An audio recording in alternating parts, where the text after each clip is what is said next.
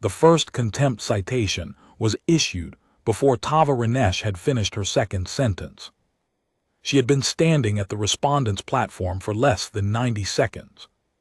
The tribunal's lead arbiter, a silver-robed figure named Daruyam, had read the formal charge into the record: willful obstruction of the conclave's mediation authority, conduct unbecoming a credentialed envoy, refusal to comply with a lawful directive of the tribunal, and then looked at her and said, with the measured weight of someone who had done this many times, "The respondent will address the tribunal." Tava had said, "Before I respond to the charges, I would like to note for the record that my legal counsel was refused entry to this chamber 40 minutes ago on the grounds that the tribunal's documentation of her credentials contained a clerical error. She was not permitted to contest before the session began." Daruyam raised one slender hand. Citation for contempt. The respondent will confine her remarks to the charges as stated. Tava looked at him steadily. She was 23 years old. She had been posted to the conclave for 11 months. She was the most junior member of the Terran diplomatic mission, and as of this morning, its only member still inside the building.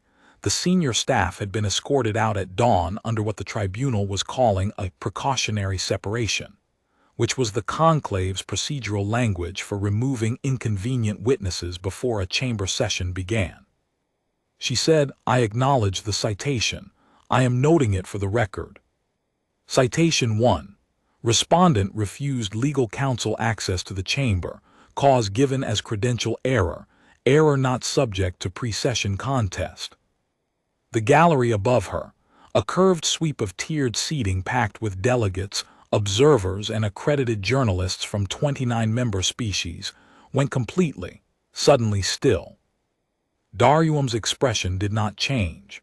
The respondent is advised that the citation is already in the record.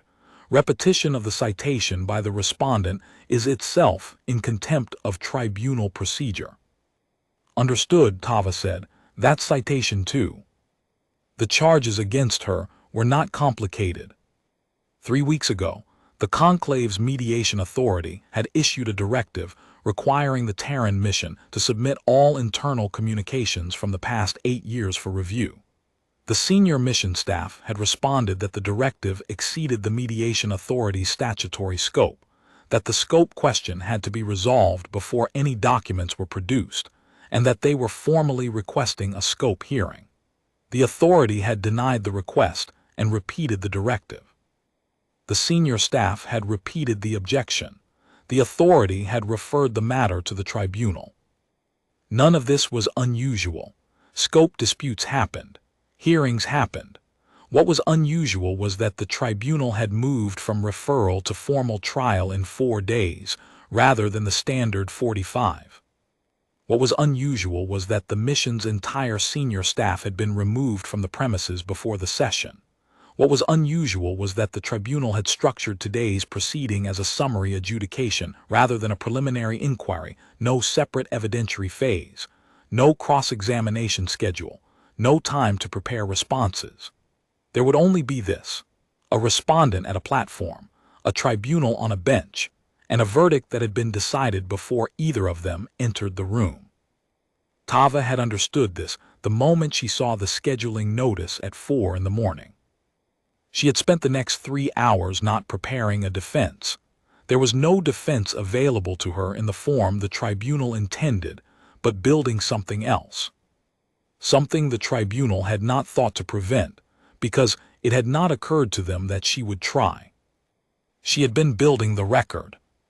"The tribunal notes," said Daruyam, after a brief exchange with the 2 arbiters flanking him, "that the respondent appears to be treating this proceeding as an opportunity for disruption rather than response.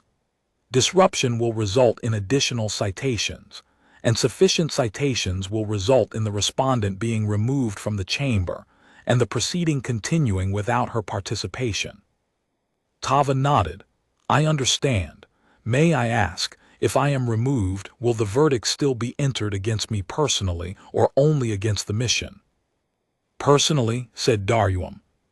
The charges are against the respondent in her individual capacity. So my removal would allow the tribunal to enter a verdict against a respondent who was not permitted to speak in her own defense. Darum's jaw tightened a small motion, but the gallery noticed it. 3 rows up, a Keth journalist was writing fast. 2 rows above that, the merchant block's observer leaned forward over the railing, watching with an expression that did not look like satisfaction. The respondent has been given the opportunity to speak, Darum said carefully. She is choosing to use that opportunity for purposes other than addressing the charges. I'm noting procedural facts for the record, Tava said. Every fact I have noted is accurate. If the tribunal disputes any of them, I would welcome a correction. She paused. That is citation 3. Tribunal threatened removal of respondent during respondent's protected speaking time. She had been warned before she entered by the mission's logistics officer, a woman named Praise who had spent 9 years understanding exactly how the building worked, where its pressure points were, and which procedural rules the tribunal preferred to ignore when they were inconvenient. Praise had said, "They don't want a record, they want a verdict and a timestamp. Don't give them anything they can edit later." Tava had said, "What do I give them instead?" Praise had said, "Everything they don't want in the record, every single thing, make them cite you for it. The citations are in the record too." That was the mechanism. The Conclave's tribunal procedures required that contempt citations be entered into the permanent session archive in full with the specific reason for the citation, the exact words that had prompted it, and the tribunal's formal statement of cause. The citations could not be sealed, edited, or removed. They were part of the transcript. If Tava said something true, and the tribunal cited her for saying it, both the truth and the citation would live in the permanent record of the conclave forever. She had walked into the chamber with a list of 31 items. By the second hour, she had worked through 17 of them. The 4th citation came when she noted that the tribunal's lead arbiter had served on the mediation authority panel that issued the original disputed directive, a disqualifying conflict of interest under Article 44 of the Conclave's own judicial conduct framework. Darum cited her for making accusations of improper conduct without prior written notice. The accusation, the citation, and the article number were all now in the record. The 5th citation came when she named, one by one, the 6 member species delegations who had submitted written endorsements of the tribunal's accelerated scheduling, all 6 of which had active commercial disputes with Terran operators in the outer belt systems, giving them a material interest in the outcome that had not been disclosed to the chamber. Darum cited her for reading names from unofficial documentation without tribunal authorization. The 6th citation came when she pointed out that unofficial documentation was the wrong characterization, because the endorsement letters were part of the tribunal's own pre-session administrative record, accessible to her under mandatory disclosure protocols. The 7th citation came when she declined to sit down. That one produced the longest silence in the chamber so far. She was still standing, hands on the curved brass railing of the respondent's platform, looking at the bench. Through the domed ceiling, the morning light came in pale and strong, and outside that dome, visible through 3 curved glass panels, 2 of the conclave station hulls hung against the bright sky, heavy and very still. "The respondent," said the 3rd arbiter, a compact white-furred figure named Train Varus who had not spoken until now, "appears to have arrived with a prepared list of statements intended to manipulate the session record." "I arrived with a list of facts," Tava said. "The manipulation is a matter of characterization." She looked at Varus directly. "That observation is now in the record as well." "Citation 8, said Darum flatly. "I know," Tava said. At the 3rd hour, the arbiters called a recess and withdrew. The gallery did not disperse. Recesses typically saw at least a third of the observers rotate out. Today, almost nobody moved. People stayed in their seats and talked in low voices to the observers beside them. Tava sat on the platform edge and waited. Praise had said one other thing before she entered. They need you to be small. That's the whole strategy. You're the junior staffer. You're alone. If you stand there being small, the optics do the work for them. They look like a legitimate institution and you look like an afterthought. Tava had thought, the tribunal is not the audience. The gallery is the audience. And the audience had stayed in their seats. When the arbiters returned, Darium looked different, not softer, tighter, but in a different place. The ease had gone out of his shoulders. He sat, arranged his papers, and said, "The tribunal has reviewed the session record to this point. We note that the respondent has raised a number of procedural matters the tribunal considers outside the scope of today's proceeding." "Noted," Tava said immediately. "That is citation 9. Tribunal declared respondents' procedural objections out of scope by unilateral determination, without hearing or ruling on their merits." Varys made a sound that was not quite words. "The tribunal is prepared to proceed to verdict," Darium said, with careful control. Tava said, "I would like the record to reflect that I have 17 additional procedural matters I have not yet had the opportunity to raise." The chamber was very quiet. She began working through the list without waiting for a response. The 9th item. The tribunal had failed to notify the Terran mission of the accelerated timeline within the required 48-hour window. Notification had come in 31 hours, 17 minutes short of requirement. The 10th item.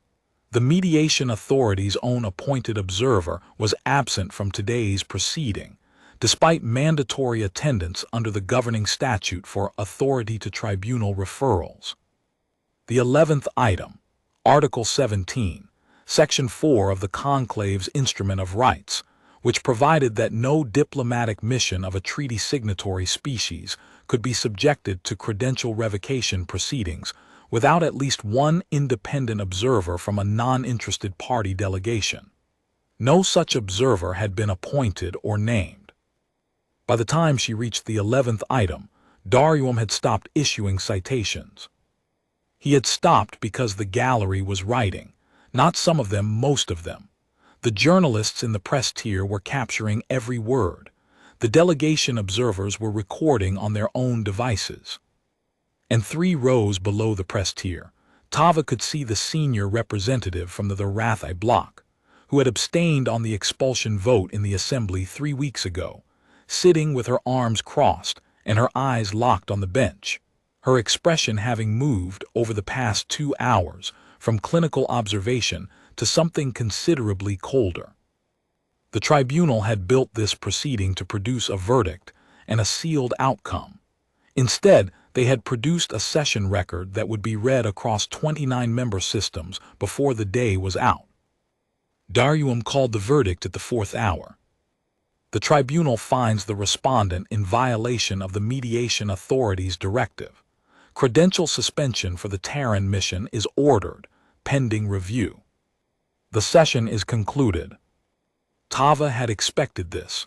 She had known since 4 in the morning she would not win the verdict. That had never been the point. She said, into the open microphone, without raising her voice, "The tribunal's verdict has been entered. The respondent notes that the session record, including all citations, all procedural objections, and all factual statements made by the respondent, totaling 17 items, is part of the permanent conclave archive and cannot be sealed, modified, or removed under Articles 89 through 92 of the conclave's records framework. That record will be available to any member species delegation within 3 standard days under mandatory disclosure rules." Darium said nothing. "The respondent also notes," Tava said, "that the credential suspension ordered today is subject to appeal under the Independent Oversight Protocol of the Conclave's founding charter, a protocol requiring the appeal be heard by a panel that includes no member who participated in the original proceeding." She folded her hands on the railing. Given the scope of the session record now produced, The respondent anticipates that finding such a panel will require some time. She stepped down from the platform. The gallery was not quiet anymore.